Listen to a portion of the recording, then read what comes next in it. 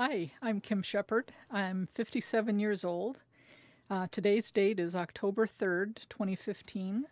We're in Sacramento, California at this point, and I'm here interviewing my good friend, Roger Johnson.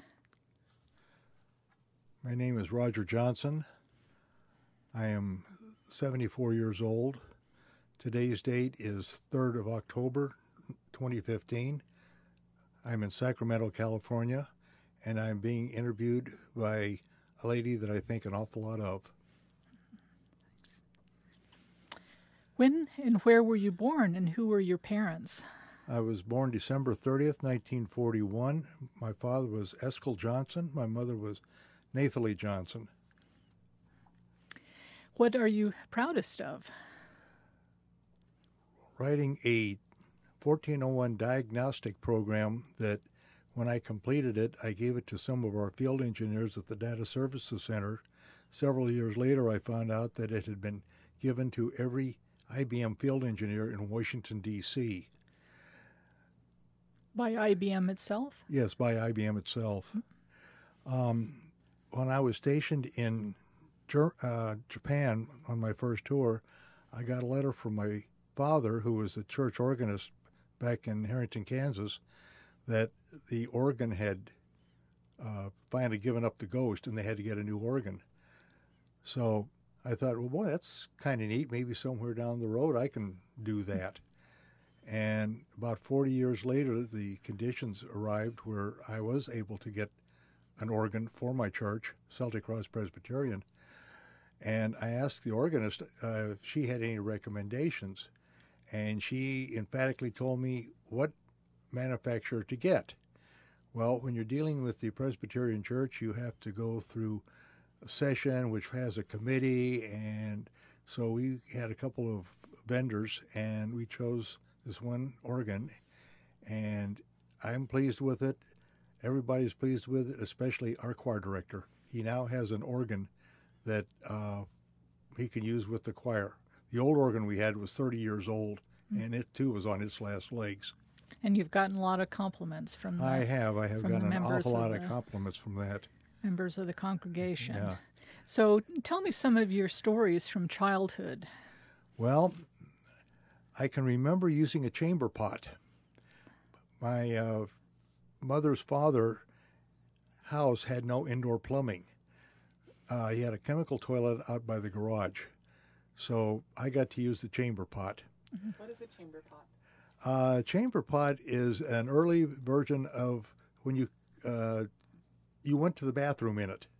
It's essentially a bowl or bowl. pot that you did your duty Yeah, in. you did your duty in, and then it was covered over. Yeah, and put under the bed. Put under the bed. We had a starch tub that was used to starch shirts, and it was a galvanized oval tub that they would keep on top of the stove. Well, that became my bathtub. And when laundry day came, I can remember my mother and her sister, they used a 2-iron system, one on the stove, one on the ironing board. When the one on the ironing board got cold, they swapped. No electrical iron. No, there was no electrical cord. I can also remember that on the sink there was a hand pump to get the water. So you had nothing but cold water. You wanted hot water, you put it on the stove and heated it up. And what did the starching do to those shirts? It made the shirts very, very stiff to where if you wanted to wear it, and I can remember later on when I had a white shirt, you had to take your fist and drive it through the sleeve in order to get your arm into the sleeve. Yeah, so they could stand up on their own. You got that those right. Shirts. We had, when we were in Salina, Kansas at Smoky Hill, we got a party line. And that was at the Air Force Base. Yeah.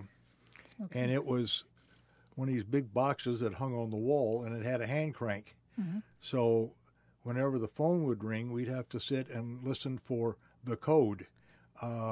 It was, for instance, for us, it may be 2 shorts and a long. So it would start to ring, and you say, okay, there's 1 short, 2 shorts, 3 shorts. That's not us. So if you wanted to make a call to the outside, you had to ring a very loud ring in order to get the operator, and they had to place the call. The same way, if you wanted to make a long-distance phone call, you rang up the operator, you said, I need long distance. You told them where you wanted to go and the number, and then you made a reservation, and they would call you back in order to complete the long distance. Not like it is now where you just press the numbers and bingo, you're there. You had to go through the operator for just about everything. So you said to them, I'd like to make a long-distance phone call in like 5 minutes from now? Right. Well, it may not be 5 minutes, but the first thing you said is, long distance, just a minute. And then you talk to the long-distance operator and you book the call. We didn't have television back in my early days. We had radio. And that was the big entertainment. You listened to Lone Ranger, Green Hornet, Sky King, Inner Sanctum.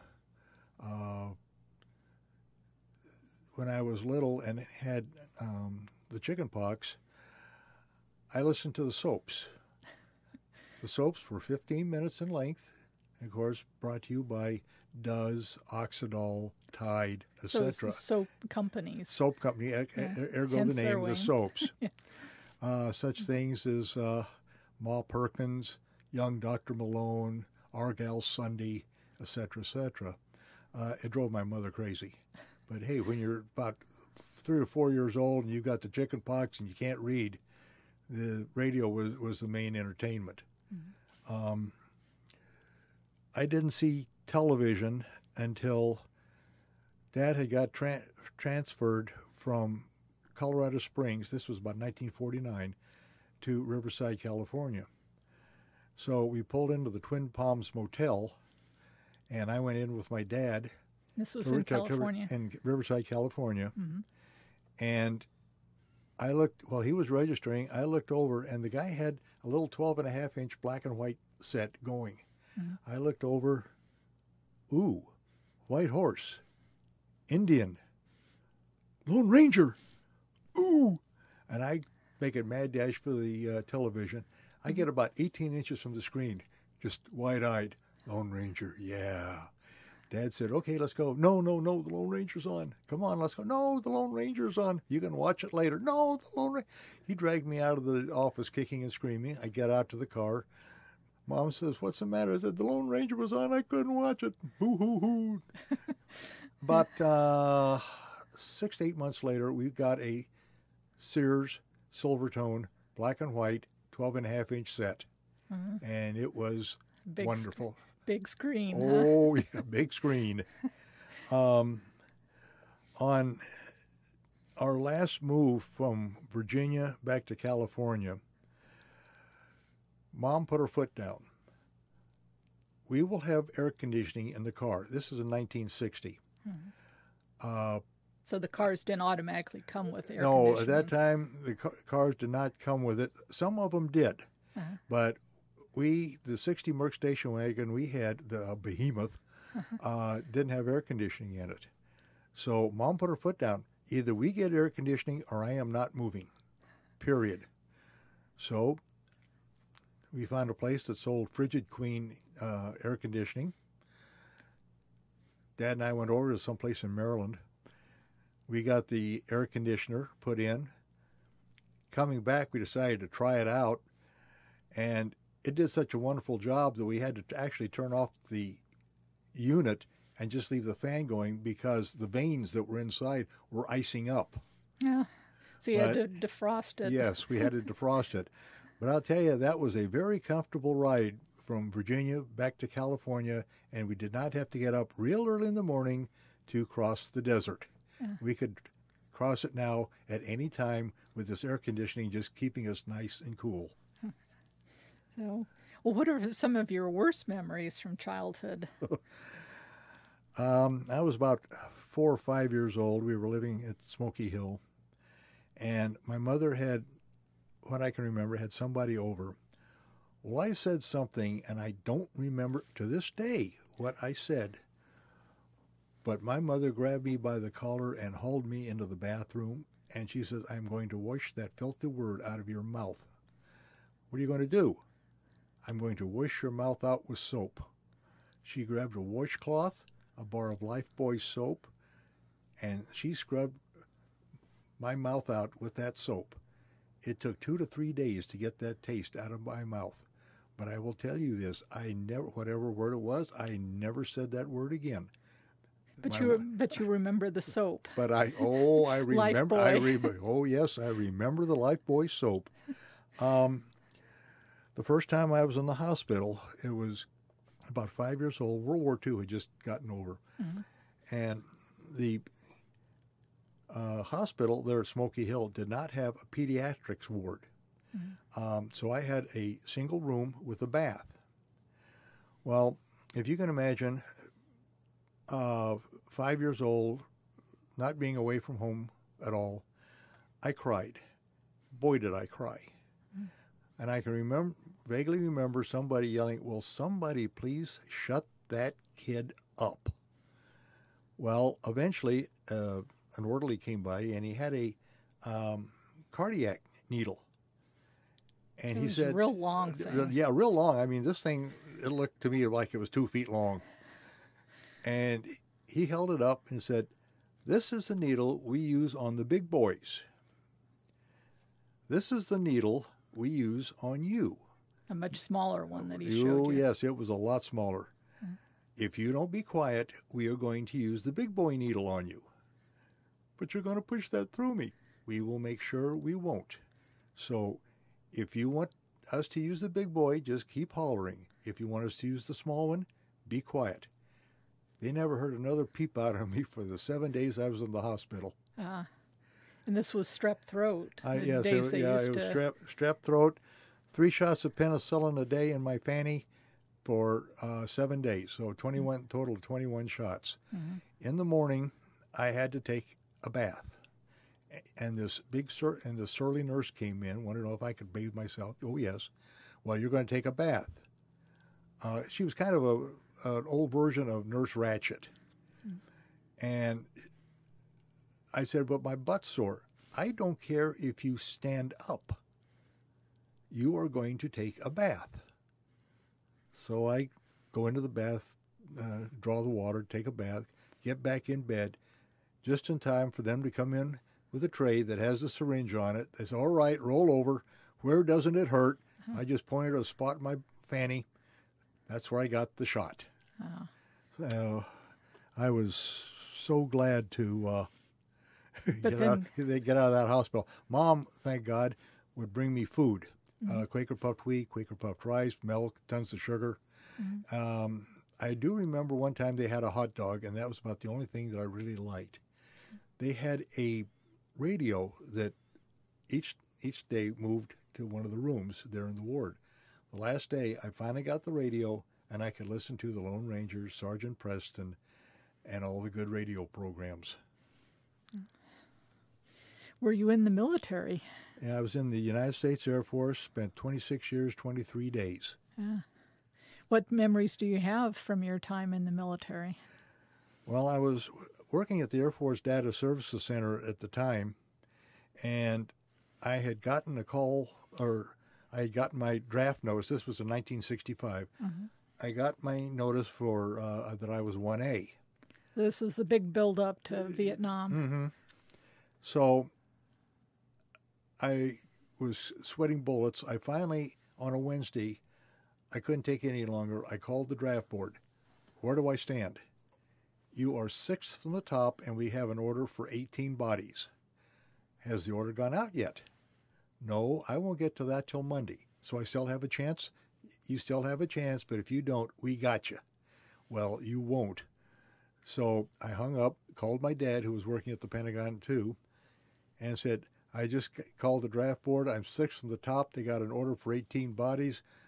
I'm joining the Air Force. I'll talk to you when later on tonight. And by joining the Air Force, you avoided going into the Army and going to Vietnam. Right. You got that right. Well, I avoided going into the Army. Yeah. So I got on the bus, went into Alexandria to I think it was the post office, and there was the 4 recruiters there, and I walked in, and the Air Force recruiter was a Tech Sergeant Petrie. I walked in, so, okay, where do I sign? What? Where do I sign? The draft board's going to get me come Monday. I am not going in the Army. Where do I sign? And the other 3 were just kind of looking at each other, kind of wide-eyed and in awe. So I said, look, you can, let me put my name on the dotted line, then you can give me the spiel. Well, they said, well, you want to join, so we have time. So he gave me the spiel. I put my name on the dotted line, and he said, okay, now you can have a delayed enlistment. So I chose the 8th of March, 1965, to go in. Took all the tests and everything. Scored rather high on the AQE test. So on the 8th of March, Dad took me down to the bus station. I grabbed the bus down to Fort Holabird in Baltimore, Maryland. Got to Lackland about 11:30 at night, and there was a bunch of us on the bus, and I'll still never forget that opening line. The sergeant gets on the bus. On behalf of General Momeyer, I want to welcome you to Lackland Air Force Base and the United States Air Force. Now then, you will. And I thought, oh, it's starting already. Well, went through the basic training and got a direct duty assignment back to the Pentagon, back to the Data Services Center, doing the same thing I was doing as a civilian, but now I was military. And paid less. And paid less, yes. I had to work the night that Martin Luther King was killed. And as I was coming in, I looked out over Washington, D.C. and saw the glow. And, of course, television, they had a whole bunch of personalities out there telling people, hey, look, just cool it, go back to your homes and whatnot. And the main part of D.C., where all the government offices wasn't affected, it was the low rent area that was going up in flames. But I got off the highway at the off ramp and was met by 2 individuals. I think one was a Virginia State Patrol and somebody from the GSA. Where are you going? I'm going into work tonight. Building pass and ID. Got to the south parking lot. Where are you going? Got to go to work. Building pass and ID. Got out of my car. Somebody comes over. Where are you going? I got to go to work. Building pass and ID. Well, I normally would go into work through the concourse. I head for the concourse. There's an armored personnel carrier there with barbed wire as a bumper. I start to go in, and there's a member, I think it was the 82nd Airborne, with an M14. Halt. I've got to go into work. You cannot come in this way. Well, I've got to go to work. He locked and loaded. Oh. I said, okay, then you tell me, please, how can I get in because I have to work tonight? You go around the corner. I go around the corner, knock on the door, and this GSA guard, who was probably about 6'8" and about 250, I think in his alter life he played linebacker for the Washington Redskins. Oh. What are you doing? Building pass and ID. Got inside. I'm just about to my duty section. Guy comes up. Identify yourself. Building pass and ID 5 times in order to get into work. Wow. Man, I tell you, that was brutal. When I worked at Data Services, we had 4 1401s, 3 7094s, and a 7080. Now, the 1401s were 4K, the 4K and 8K, and the 7080, believe it or not, was 160K of memory. Wow. 16 tape drives, 160K. Just more than you could ever use. Yes. Well, McNamara was Secretary of Defense at the time, and he did not like to see slashed zeros. The reason we had slashed zeros was that the programmers couldn't tell the difference between an alpha O and a numeric 0, so they needed the slash across it. McNamara did not want to see slash zeros. Well, one of the 1403 printers, we could remove the print chain and put on a non-slash zero print chain. If you got that thing 180 degrees out of sync, man, you were coming up with really some weird stuff on that printer. So when we finished, we would have to take that print chain off and put the /0 chain back on. I mean, it was a mess. On my first tour to Japan, I was at headquarters 5th Air Force USFJ, which is U.S. Forces Japan, and we had a GE 225. Now, the 1401 was small. It was probably about the two units were probably 4 feet by about 3 feet deep. The GE 225 was about 8 feet high, 4 feet wide, and 16 feet deep. It was also just 16K. And what was really bad is that we had a unit that had 4 tape drives on it. There were vacuum tubes in the tape drives. Oh. So everything normally went fine, but if one of those tape drives fired when you were in high-speed rewind, your half-inch tape became about 1/8 of an inch. And the take-up reel was permanently attached. So the only way you could get the tape off was to cut it, and then you do the hand-over-hand method to peel it off the take-up reel. And then it had to go in a burn bag. At Plattsburgh... And that was your last station? Yeah, Plattsburgh was my last station. Air Force Base. 1991. Mm-hmm. My OIC had gotten a new secure phone. So he was really proud. He has a secure phone now. Mm-hmm. So there was a bunch of us in the doorway, and he told the individual at the other end, said, okay, I'm going to hang up and call me back, and then we'll go secure. Well, he hung up. The phone immediately rang. He picks it up. God speaking. It was the squadron commander at the other end of the line, who was a very devout Mormon. Whoops. We all kind of went, uh-oh, and just kind of parted. We had commander's call that afternoon. The captain walks in. The first sergeant comes running up, bows down in front of him. Oh, God, please, if it's in your power, make me an E8, please. So it was fun. The other thing that was nice is I got to travel to foreign countries. Oh, what other places were you stationed at overseas? Well, my first tour was Japan. And there on my first tour, I got to see the World's Fair at Osaka, and also won tickets to see the 72 Olympics. Mm-hmm. So they flew us up there, and we stayed out at Kuma Station, which was kind of the last outpost. This was in Sapporo. It's outside of Sapporo, Japan, in the northern island. Mm-hmm. And I asked him, I said, wait a minute, how come there's a door on the second story? Because the snow gets so deep, that is the only way you can get in and out of the building. Oh, well, it was I think a 3-bedroom home that we camped out in. There was probably about 20 of us in there in a 3-bedroom. Well, we had tickets to the opening ceremony. It was snowing like crazy, and I thought, man, this is going to be miserable. Here it is snowing. We're going to get cold. Got into the stadium. The snow stopped, and this is a Hollywood moment. The skies grew light. The clouds parted. The sun came out. Beautiful blue sky for the entire opening ceremony.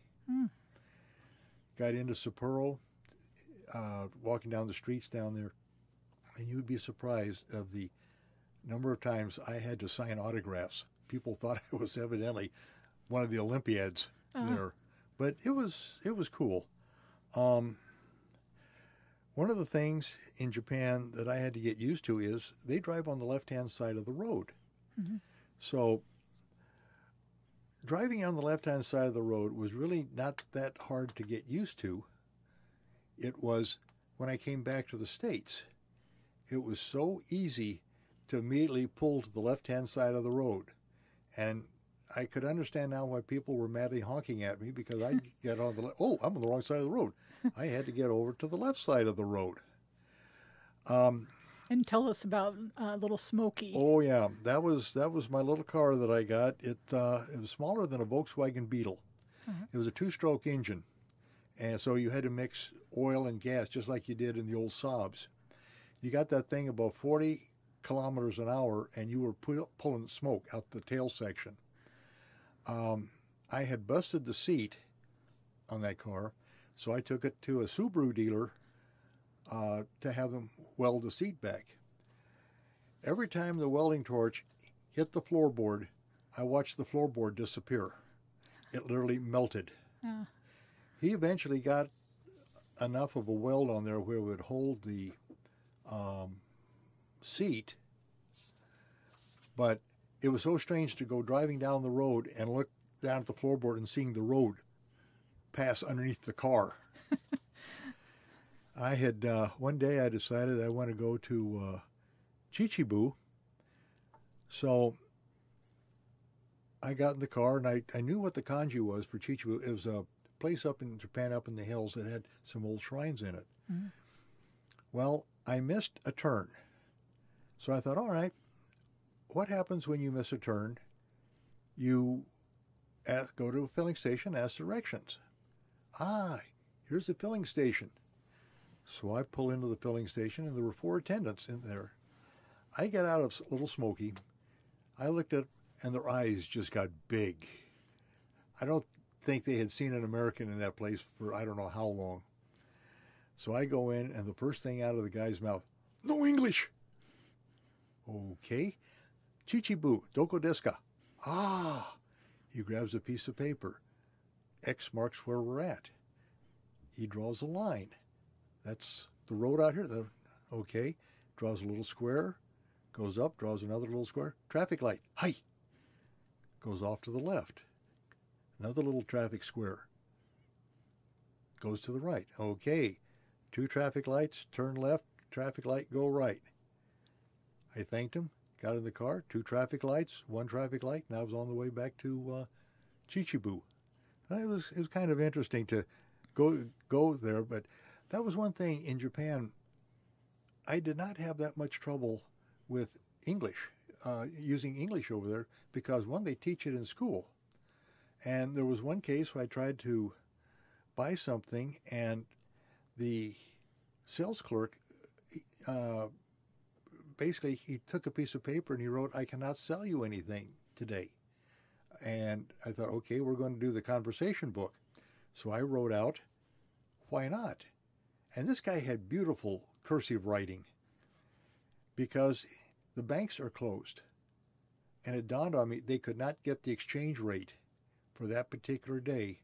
So he could write perfect English, but with he great, couldn't speak it. But he couldn't speak it. Now, if you wanted to make some money over there, you contracted a school, language school, to teach conversational English. And we had a chief master that kept going between the States and Japan, and they would set you up with 6 students, and you would go teach conversational English. Well, I was in Tokyo, and this one young man came up and said, "Do you mind if I practice my English with you?" No problem. So he told me about the whole area and whatnot, but he had a chance to practice his conversational English. When I was at Kadena, I was going to the NCO Academy, and I happened to be there when they turned the island of Okinawa back over to the Japanese. This was in '78. Well, when it was under U.S. control, you drove on the right side of the road. When it was going under Japanese control, you had to go to the left side of the road. That morning, they stopped all traffic at midnight. At 6 o'clock the next morning, a cannon fired, and everybody started from the right side and moved to the left side. And during that day, there was one accident. A bus had run off the road, had gone into a ditch. There were no injuries at all. So it was a smooth transition. Yes, it was a smooth transition. When I was stationed in Germany, the 3rd The third day in Germany, I rented a car. I had gotten an international driver's license, and they said, you got to see Trier. It's the oldest city in Germany. It's 2,000 years old. So I went out, drove over to Trier. It goes back to the Roman era. Mm-hmm. And they had a festival going on. Oompah band, beer, wine. There were 4 guys in costume with flails doing a country dance and using the flails, keeping time with the music. And it would be it was a choreographed piece. There was also a rather large frau with a big loaf of bread under her arm with a very, very big butcher knife slicing bread. And they used it, you put schmaltz on it, which was kind of a lard and bacon concoction. They used that for butter during World War II, and they continued with it. When I was at Ramstein, and this was the Air Force Base at Ramstein. The Air Force Base, yes. I was going on a Volksmarch, and I noticed this cute girl wearing a lavender coat down a little bit further down the road. I thought, no, she's kind of cute. So I go up and introduce myself. And you mentioned that you introduced yourself, and you mentioned you were going to Trier. Oh, you'll love it. They got the old Porta Negra, the Colosseum, blah, blah, blah. Well, my bus pulled up to go to the march. Mm-hmm. So I asked you want to go to dinner? Okay. What's your name? Kim. What's the telephone number? 5227. Kim, 5227. Kim, 5227. I go back to the bus. I tell Jerry, give me a pen. What? Give me a pen now. I wrote Kim, 5227 on my hand, and I carried it through the Volksmarch. Monday, I think I gave you a call. Mm-hmm. We set up a date to go to a guest house, took you to dinner, and it just kind of went from there. And it was enjoyable traveling to Germany with you, around Germany with you, and also here in the States. So that was very very fortuitous event. Yeah.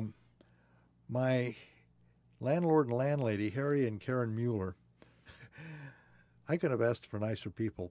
These were in Germany. In Germany, at Spacebach outside of Ramstein. Mm-hmm. Well, Karen and Harry came upstairs. They wanted to put new wallpaper on my apartment. Well, I had that model railroad that you had given me for Christmas. I had it laid out over the living room and up through the dining room. Harry comes in, Model Eisenbahn, runs over, flops down, and he starts playing with the trains. And he's about 50 years old or so. Yeah, and I asked Karen, I said, am I going to get these trains back? Oh, yeah, you will, okay.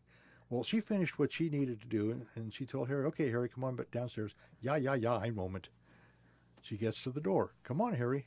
Yeah, ein Moment. And he's still playing with the trains. She goes downstairs, and eventually she yells up for him to get himself downstairs now. He gets up, women, and goes walking out the door. A little while later, Karen, who worked civil engineers, she finally retired after 40-some-odd years, had this wonderful pie that she was explaining to me. It was lemon, and it had a frothy top. Oh, you had lemon meringue pie. Yes, it's delicious. I want to make one for Harry. You have the recipe. So I go over, and I grab my Betty Crocker cookbook. I open it up and said, yeah, here's the recipe. Oh, I don't have a lot of this stuff. I said, I tell you what, I've got a package of instant no-bake lemon meringue mix up in the cupboard. Let me give it to you. And I said, it's got everything in here, pie crust, mixing and everything else. Lorna doing crackers or cookies for the pie crust. I know how to make a pie crust, no problem. Okay. About 10 or 15 minutes later, I get this knock on the door, and it's Karen. Very long face. What's the matter, Karen? And I looked down, and here was the pie crust. It was probably about 3/4 of an inch thick and looked like a big Frisbee. I said, you had a little trouble with the pie crust? Yes. And Harry's coming home tonight for dinner? Yes. Come on, let's go downstairs. So I grabbed the package of Lorna Doones, got a pie tin, made up the crust.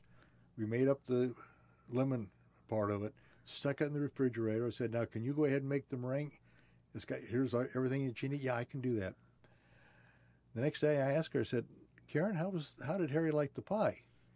She said, I had to stop him. He wanted to eat the whole thing. So, but, okay. And that was before Germany had many mixes. Yeah. So Karen, I remember, thought you were a real Betty Crocker. She was amazed at your cooking skills. Well, one of the things I enjoyed over there was the Chris Kindle Market. And we went to one. It was Ryan Deckenheim. And this would get you in the mood really quick. We started off in the new part of town, 20th century, going down the place, and they had the booths out there. It's all open air. So go down, hung a right, went down, came back, and as we're coming back, I'm hearing music. So come up, hang a left, made the second left, and here was the old medieval gates to the city. With the music was coming from on top with a brass choir up there. You walked through the gate and you left the 20th century and you walked into the 17th century. Well, there's one home that was built somewhere in the 1600s, a little sign on the deal. Walked in and they had all these little tables filled with little knickknacks to get. Down the street, there was a butcher who was selling homemade wurst. And across was the bakery, and they were selling jelly donuts. They were selling them as fast as they were coming out of the kitchen, and they could stuff those things. They were selling them. So here you're going down with wurst in one hand and jelly donuts in the other. I mean, how could life get any better than that? So I continued on down the street, and here were the castle ruins, complete with the castle keep. And of course, over there they have these things like this all lit up, and it was just a mind blower. You come back and you leave the 17th century and go back to the modern world. Yeah, it was something else. In Yugoslavia, you and I went before it broke up. Yeah, we had saw this one tour guide, and the sweet little lady wanted to know if we were Americans. Yes. Do you know my son who lives in Minnesota? No, ma'am, I don't. I'm sorry. There's only 300 million of us, so I'm sorry I don't know him. The other was the squat toilets. In Mostar. In Mostar. You had to pay for I had to go to the bathroom. You had to pay for your toilet paper. I walk in, empty room. Here is this brass plate that's probably about 3.5 feet by 3.5 feet. It had places where you put your feet and a hole in the middle. All you kept thinking was, please don't let anything drop. You'd hate to have to retrieve it. Yeah. But if you wanted brassware, Mostar was a place to go. I finally retired out of Plattsburgh Air Force Base 1st of April 1991. I have absolutely no regrets. I had a wonderful time. I met an awful lot of nice people, and I met you, and I wouldn't have it any other way. It was enjoyable. Yeah. After retirement, after I retired from the Air Force, I came out here and worked private security for both Hewlett-Packard and what was then NEC, and it was kind of like night and day. And that was basically the end of my pay and whatnot. So. And I'm glad you came out here too. Yes. We've had some good times traveling. We did. And we had some good times overseas and stateside, and I love you. I love you too.